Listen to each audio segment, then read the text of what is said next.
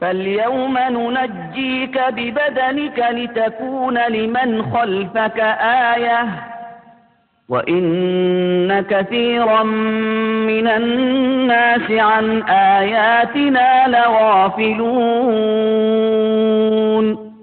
എന്നാൽ നിന്റെ പുറകെ വരുന്നവർക്ക് നീ ഒരു ദൃഷ്ടാന്തമായിരിക്കുന്നതിന് വേണ്ടി ഇന്ന് നിന്റെ ശരീരത്തെ നാം രക്ഷപ്പെടുത്തിയെടുക്കും.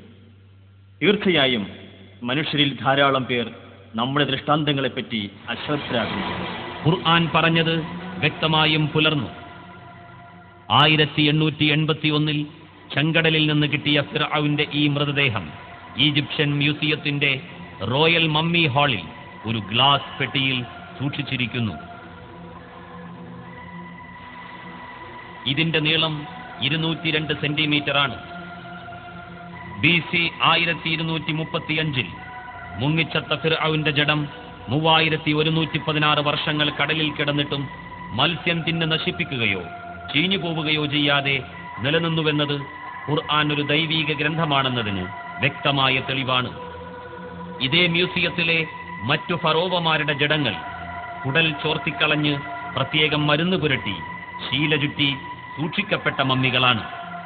എന്നാൽ ഖുർആൻ പറഞ്ഞ റാംസസ് രണ്ടാമൻ എന്ന ഫിർഔന്റെ ജഡം മമ്മിയല്ല എന്നുള്ളത് പ്രത്യേകം ശ്രദ്ധേയമാണ്.